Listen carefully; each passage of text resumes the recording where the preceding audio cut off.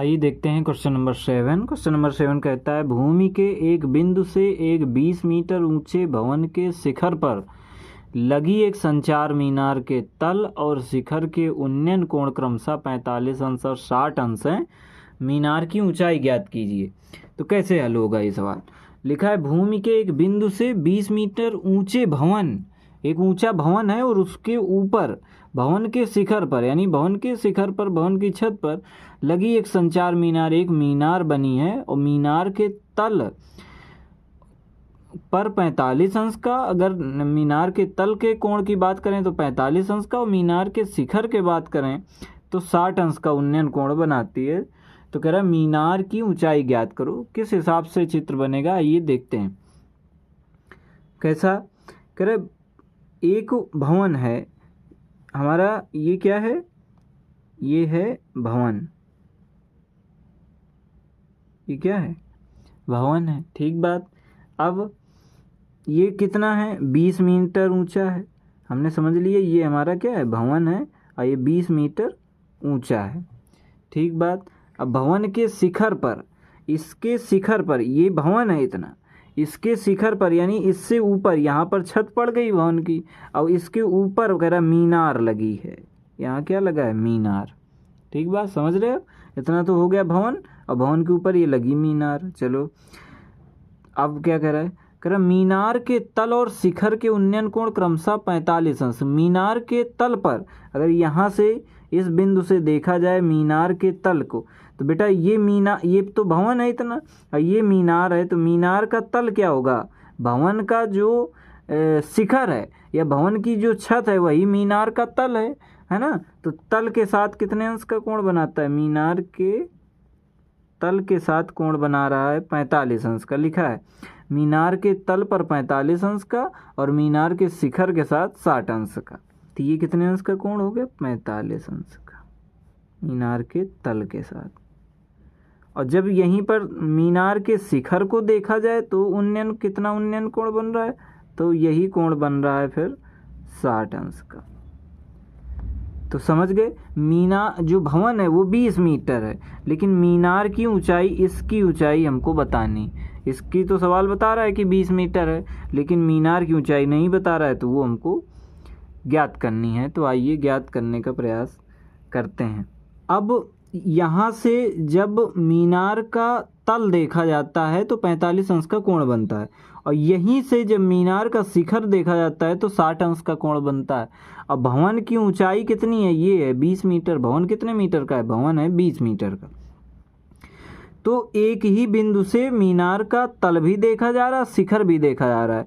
इसका मतलब ये है कि यहाँ से लेकर के यहाँ तक की दूरी 45 अंश के लिए और चाहे 60 अंश के लिए, चाहे मीनार का तल देखा जाए और चाहे मीनार का शिखर देखा जाए, यहाँ से यहाँ तक की दूरी बराबर होगी, ठीक बात। तो आइए पहले 45 अंश के कोण के लिए आधार निकालते हैं। क्यों 45 अंश के लिए पहले क्यों निकाल रहे हैं, इस वजह से निकाल रहे हैं क्योंकि इसकी लंबाई दी गई है 20 मीटर। तो आधार निकाल लेते हैं, ठीक है। तो अगर हमको आधार निकालना है 45 अंश की सहायता से, तो हमको ये भी पता करना पड़ेगा कि कौन से त्रिकोणमितीय अनुपात में आधार और ये क्या है हमारा लंब, आधार और लंब आता है। तो किस में आता है, tan थीटा बराबर क्या होता है, लंब बटे आधार। तो tan थीटा का ही फार्मूला यहाँ पर हम लगाएंगे, लिखेंगे tan थीटा बराबर लंब बटे आधार। तो चलिए नाम रख लेते हैं। अगर नाम रखें तो ये हो जाएगा A, ये हो जाएगा हमारा B, इसको कह देते हैं C, तो ये बिंदु हमारा हो जाएगा D, ठीक है। तो किसके लिए कर रहे हैं हम, कौन से त्रिभुज के लिए हम कर रहे हैं, ABC त्रिभुज में आधार निकालना चाहते हैं, इस वजह से हम tan थीटा का फार्मूला लगा रहे हैं। थीटा की जगह पर क्या आ जाएगा, 45 अंश, tan 45 अंश आ जाएगा। लंब का मान कितना है, इतना, BC की भुजा कितनी है 20 मीटर, यही तो लंब है, तो लंब आ गया। आधार माने क्या, AB।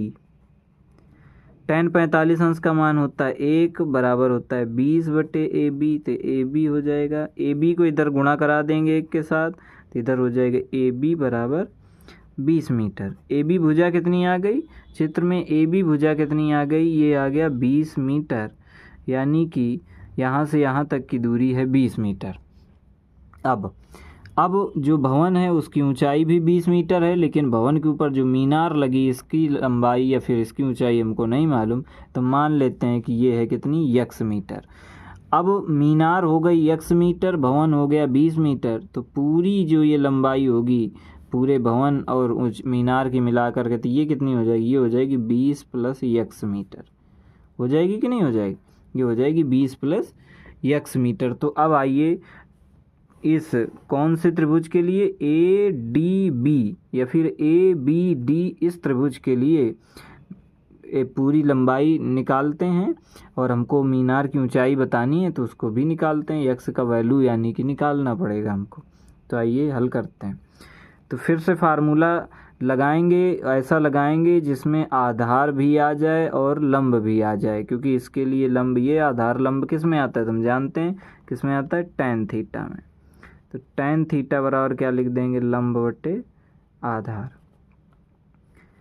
tan कितने अंश, तो tan हो गया ये 60 अंश। फिर लंब कितना, इसके लिए लंब कितना है, ये पूरी भुजा तो कितना था 20 प्लस x, तो 20 प्लस x।